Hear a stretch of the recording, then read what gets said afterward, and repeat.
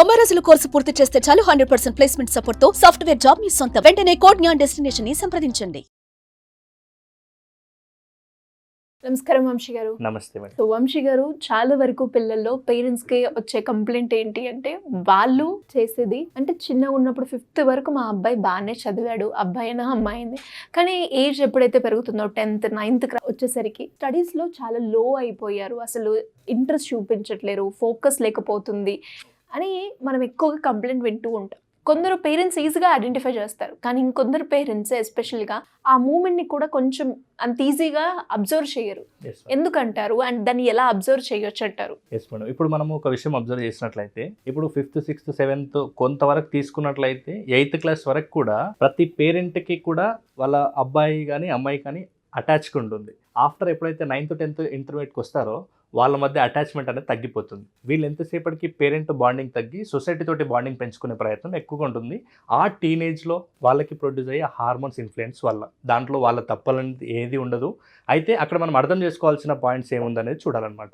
అయితే ఇప్పుడు చూడండి మేడం, మీరు అన్నట్లుగానే కొంత ఏజ్ వరకు బాగానే చదువుతారు, ఎందుకంటే వాళ్ళకి ఎలాంటి డిస్ట్రాక్షన్స్ లేవు అక్కడ. తర్వాత ఏమైందంటే ఆ టీనేజ్కి వచ్చేసరికి వాళ్ళతో ఉన్నటువంటి ఆ ఫ్రెండ్స్ ఎలా ఉంది. ఇప్పుడు మామూలుగా ఒక పర్సన్ బాగుపడినా లేదంటే ఒక పర్సన్ చెడిపోయినా అతను తిరిగే వ్యక్తులు, అతను ఉండే పరిసరాలను బేస్ చేసుకుని ఆ వ్యక్తి ఎలా ఉన్నాడు అనేది అయితే మనం చెప్పొచ్చు. అయితే మరి టీనేజ్లో 2 టైప్స్గా వాళ్ళు చెడిపోవడానికి, లేకుంటే వాళ్ళు చెడిపోవడానికని కాదు, వాళ్ళు ఏ రకంగా అంటే మంచిగా జరిగినా లేకుంటే వాళ్ళకి చెడుగా జరిగినా 2 రకాలుగా జరుగుతుంది. ఈ విషయాల పట్ల ప్రతి పేరెంట్ కూడా అవేర్నెస్ కలిగి ఉండాలి. మీ పిల్లలు చదువు విషయంలో ఫోకస్ కాకుండా మిగతా విషయాలు, వేరే వేరే విషయాల మీద ఫోకస్ పెరగడానికి రీజన్ ఏంటి అనేది ఇప్పుడు నేను చెప్తాను. దాంట్లో 2 రీజన్స్ అన్నాను కదా. ఫస్ట్ వచ్చేసి పీర్ గ్రూప్ యొక్క ఇన్ఫ్లుయెన్స్, నెక్స్ట్ పీర్ గ్రూప్ యొక్క ప్రెజర్ అనమాట. ఇప్పుడు మనము పీర్ గ్రూప్ ప్రెజర్ అంటే ఏందో చూద్దాం మేడం. ఫస్ట్ మామూలుగా మనం ఒక ఏజ్ వచ్చేసరికి 9th 10th వచ్చేసరికి నిదానంగా ఫ్రెండ్స్ అనేది బయటికి వెళ్ళడం, లేకుంటే వాళ్ళ ఇంట్లో కొంత డబ్బు ఇస్తే దాన్ని బేకరీలకు తీసుకెళ్ళడం, టీ తాగడానికి వెళ్ళడం, ఇట్లాంటివి కూడా ఈ మధ్యకాలంలో చేస్తున్నారు అనమాట చాలామంది పిల్లలు. అయితే అలా వెళ్ళిన తర్వాత ఆ ఏజ్లో కాకుండా ఇంకా కొంచెం పై ఏజ్ అయినా కూడా ఒకసారి ఏం లేదంటే ఆ సర్కిల్లో, ఆ ఫ్రెండ్స్లోనే ఎవరో ఒకరు కొంత నెగిటివ్గా హ్యాబిట్స్ ఉన్న వాళ్ళు ఎవరో ఒకరు ఉంటారు. అంటే స్మోకింగో లేకుంటే డ్రింకింగో, ఈ స్కూల్ ఏజ్ అని కాదు, అంటే టీనేజ్కి వచ్చిన తర్వాత ఇలాంటి హ్యాబిట్స్ ఉండే వాళ్ళు ఉంటారు. అయితే ఏం జరుగుతుందంటే ఇప్పుడు వీళ్ళంతా కూడా ఒక గ్యాంగ్గా ఉంటారు స్కూల్లో, కాలేజ్లో, వాట్ ఎవర్. సో వెళ్ళిన తర్వాత ఏం చేస్తారంటే ఆ గ్యాంగ్లో కొంతమంది ఒకవేళ అలాంటి బ్యాడ్ హ్యాబిట్స్, స్మోక్ చేసేవాళ్ళు, డ్రింక్ చేసేవాళ్ళు ఉంటే స్మోక్ చేయని వాడు కూడా వాళ్ళతో పాటు వెళ్తారు, మామూలుగా ఫ్రెండ్స్ కాబట్టి. అలా వెళ్ళినప్పుడు ఒక ఫ్రెండ్ ఇంకొక ఫ్రెండ్కి ప్రెజర్ చేస్తాడు. అంటే ఆ ప్రెజర్ ఎలా ఉంటుందంటే, అరే నువ్వు ఎంజాయ్ చేయవారా, నీ లైఫ్ ఇంతేనా, ఇంకా ఇలాంటి వర్డ్స్. ఎప్పుడు మనం చెప్పాం, పేరెంట్స్కి దూరంగా ఉండి సొసైటీకి ఎక్కువగా అటాచ్లో ఉంటారు వీళ్ళు. కాబట్టి సొసైటీలో ఏదైనా జరిగితే ఒకవేళ మనం నిజంగా అలాగే చేస్తేనే మనం సొసైటీలో భాగం, లేదనుకుంటే సొసైటీలో మనం అక్కడ మింగిల్ అవ్వలేదు, మన లోపల ఏదైనా తేడా ఉందేమో అని అనుకుంటారనే ఉద్దేశంతో వీళ్ళ లోపల ఆ ఇన్సెక్యూరిటీ ఫీల్ వస్తుంది. సో ఏమవుతుందంటే ఫ్రెండ్స్ అందరూ అలా అంటుంటారు. అలా అన్నప్పుడు బలవంతంగా ఇతను జస్ట్ ఒకసారి ట్రై చేస్తారు. అది వైన్ ఉండొచ్చు, స్మోకింగ్ ఉండొచ్చు. అలా చేసి అంటే వాళ్ళ బలవంతంతో ఇతను ట్రై చేశాడు కదా, దీన్ని పీర్ గ్రూప్ ప్రెజర్ అంటారు. అయితే దీనివల్ల ఫస్ట్ ఒకసారి చూసినా ఒకవేళ ఆరోగ్య సమస్యలు వచ్చినా కూడా ఏం కాదురా, అది మా అందరికి కూడా జరిగింది అన్నట్లుగా మిగతా ఫ్రెండ్స్ కవర్ చేస్తారు. అయితే ఇక్కడ వరకు ప్రాబ్లం లేదు. ఎప్పుడైతే పీర్ గ్రూప్ ప్రెజర్ చేసి ఒక హ్యాబిట్ని నిదానంగా అలవాటు చేసిరో, ఇప్పుడు ఏ హ్యాబిట్ అయినా కూడా ఎవరు కూడా అడిక్ట్ అవ్వాలని అయితే దాన్ని అలవాటుగా చేసుకోరు. నిదానంగా అది వాళ్ళు ఎలా అడిక్ట్ అవుతుందంటే, తర్వాత ఈ పీర్ గ్రూప్ ప్రెజర్ తర్వాత ఇంట్లో ఎవరు లేనప్పుడు, ఈ అబ్బాయి ఫస్ట్ టైం ట్రై చేసింది కదా, అలా ట్రై చేసినప్పుడు ఆ మెదడులో చిన్న చిన్న మార్పులు జరుగుతాయి, ఒక రకమైన హ్యాపీనెస్ వస్తుంది. దానికి రీజన్ వచ్చేసి డోపమైన్ అనమాట. ఆ డోపమైన్ అక్కడ రిలీజ్ అయినప్పుడు ఆ పని మళ్ళీ చేయాలనిపిస్తుంటుంది. ఇప్పుడు మొబైల్ అడిక్షన్ అయినా అంతే, స్మోకింగ్, డ్రింకింగ్, ఇలాంటివి అన్నీ రొటీన్గా చేస్తుంటారు. దానికి రీజన్ వచ్చేసి ఆ డోపమైన్. అయితే ఇప్పుడు పీర్ గ్రూప్ ప్రెజర్ నుంచి మనం బయటపడాలంటే నెక్స్ట్ ఏమైతే అంటే, ఈ ఇంట్లో ఉన్న అబ్బాయి ఇంట్లో ఎవరు లేని సమయంలో మళ్ళీ ఒకసారి స్మోక్ చేయాలని అనిపిస్తుంది. ఎందుకు, ఒకసారి పీర్ గ్రూప్ ప్రెజర్ నుంచి ఒకసారి స్మోక్ టేస్ట్ చేసిండు, ఇప్పుడు ఆటోమేటిక్గా మళ్ళీ ఒకసారి ఇలాంటిది టేస్ట్ చేయాలన్న ఒక ఆ డోపమైన్ ఉంది కదా, అది మెల్లగా ట్రిగ్గర్ చేస్తుంది అనమాట.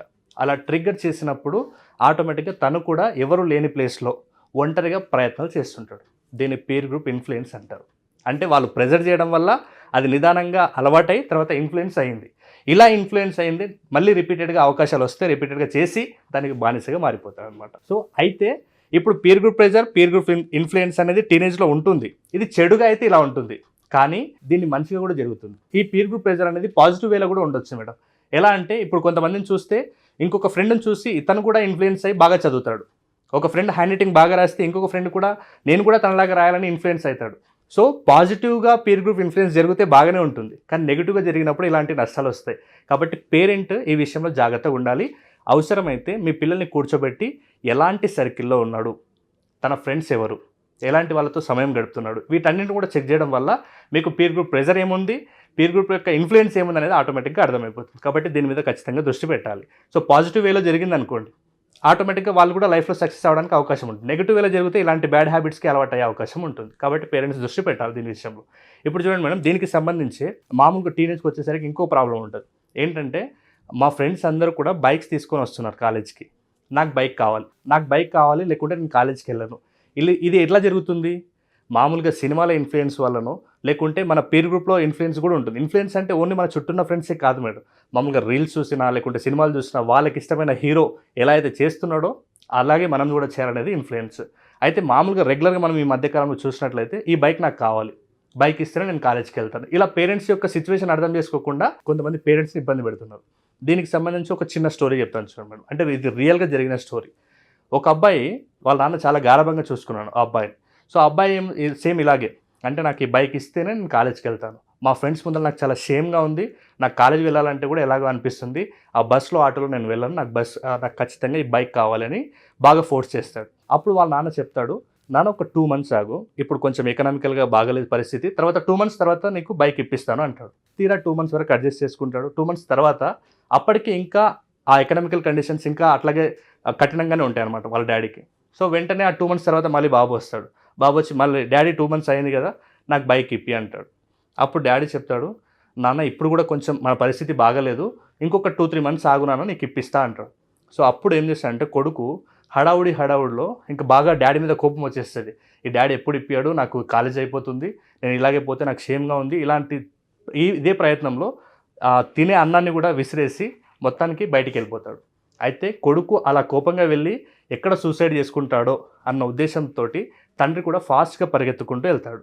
అయితే ఆ కొడుకు రోడ్డు దాటి అటు వెళ్తే తండ్రిని వెనక చూసుకోడు. తండ్రి నిదానంగా అలా రోడ్డు దాటుతుంటే వెనక నుంచి ఒక లారీ వచ్చి గుద్దేస్తాయి అనమాట. ఆ వెళ్ళిన బాబు నెక్స్ట్ డే వాళ్ళ ఇంటికి వచ్చి చూస్తే వాళ్ళ నాన్న శవమై ఉంటాడన్నమాట.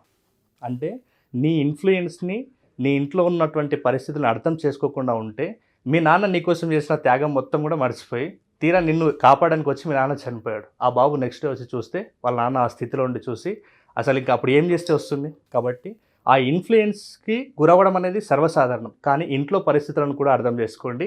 ఇంట్లో వాళ్ళు మీకోసం మీరు ఏం అవ్వాలనుకుంటున్నారు, మిమ్మల్ని స్టడీస్లో ఎలా ఉంచాలనుకుంటున్నారు, వాటిని కూడా కొంచెం దృష్టిలో పెట్టుకోండి. పీర్ గ్రూప్ ప్రెజర్కి అది పాజిటివ్ వే ఉందా లేదా చూసుకోండి. ఇన్ఫ్లుయెన్స్ అవుతుంటే అది కూడా మీ లైఫ్కి, మీ ఫ్యామిలీస్కి ఎలాంటి నష్టం లేకుండా పాజిటివ్ వేలో ఉందా లేదా ఒకసారి చెక్ చేసుకోండి. థ్యాంక్ యూ అండి, thank you so much. Thank you madam.